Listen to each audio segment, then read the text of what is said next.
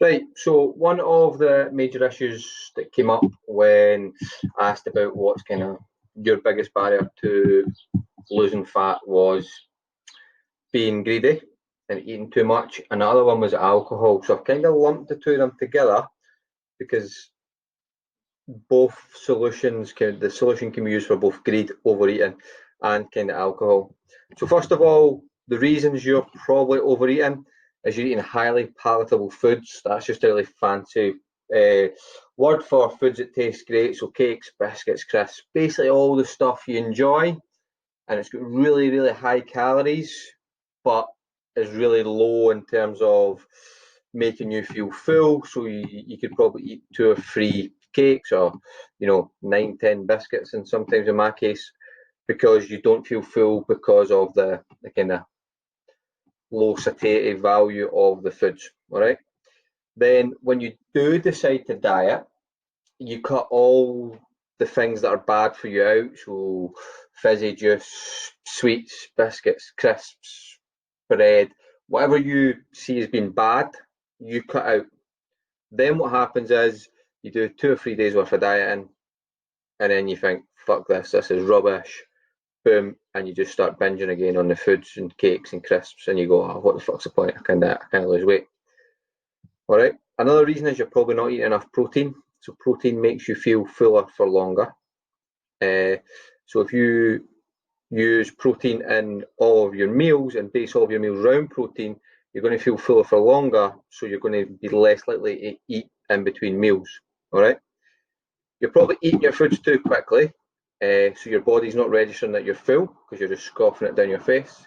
And then from there, what's happening is you're thinking, your body's not registered the first thing you've ate, and then you think, well, I'm still hungry, so you eat a second thing, rather than giving your body time to adapt and adjust. So what you do is eat more slowly, and you'll feel that fills you up much quicker and for much longer, because your body's registering with your brain that you're eating and you're feeling full, and all the kind of chemical signals that happen are registering that you're now full and you don't need to eat anymore.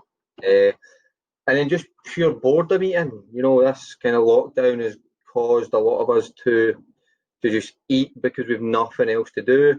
You're sitting watching Netflix or Amazon or Disney Plus or whatever streaming show service you've got. We've got them all, luckily or unluckily, depending on the bill. And then you just go and you just eat for something to do to break up the monotony.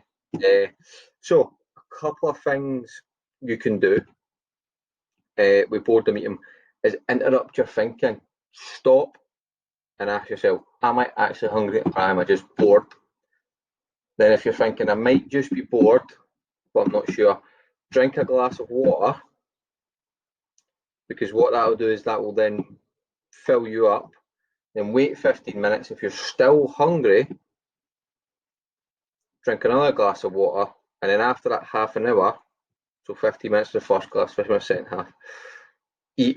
If you're still hungry, then eat something, because you're probably hungry. Sometimes, a lot of times, we feel hungry, but it's actually just dehydration and we should be drinking something. This is something I do quite often because boredom eating is a big problem for me. I also put a nice loving message to myself on the cupboards where the treats are that says, do you really want to eat that? And it stops me and I go, do I? And then I can turn around and at least, go back into the living room for about half an hour before I get bored again and try the same trick again. So yeah, these are things that you can do to kind of stop yourself overeating and to kind of stop yourself being greedy. So how to lose fat whilst drinking? So again, this lockdown has got people kind of drinking because they've nothing else to do. It's a stressful time and alcohol helps us de-stress. So the first thing we need to know is alcohol contains 7 calories per gram. All right. And what you can do to still enjoy a drink, still lose weight, is use a flexible diet approach that I teach to, or try and coach my one-to-one clients to use, so they can still enjoy a social life but still reach their goals that they so want to reach. So if you imagine you eat 2,000 calories a day to stay the exact same weight, Now, to lose weight, you need to be under that. So, in theory, it doesn't matter what you eat or drink, as long as you're under 2,000 calories, you'll lose fat. All right, because your body will make up the difference of energy it needs by taking the fat stores from your body. All right. So, if you figure out how much you need to eat, if you figure out how much you then need to eat to lose fat, so let's say if 2,000 calories is exactly stay the same weight, you might want to be in between 1,500 and 1,700 calories. Then from there, you can decide what you want to eat. All right, so each day you can eat 1,800 calories.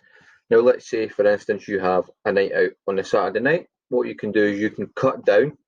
So rather than have 1,800 calories on Monday, you could have 1,500. You could then have 1,500 on Tuesday, 1,500 on Wednesday, 1,500 on Thursday, Friday, and then come the Saturday, all of the 300 that you've got left over to make up your 1,800, you can add on to, sorry, I talk with my hands, so it looks like I'm kind of doing a rave. So all of the 300 you can add on to the Saturday night. Now, obviously, that's going to take you over your 1,800 on a Saturday. But if you take a step back and look out at over the course of a week, you're still going to be under your weekly total if you stick within the added on 300s. Does that make sense? All right. If that doesn't make sense and you're still unsure, drop me a message and I'll happily answer any questions. If you want to know more about my one-to-one service, drop me a message and I'll happily answer your questions. All right. Speak soon.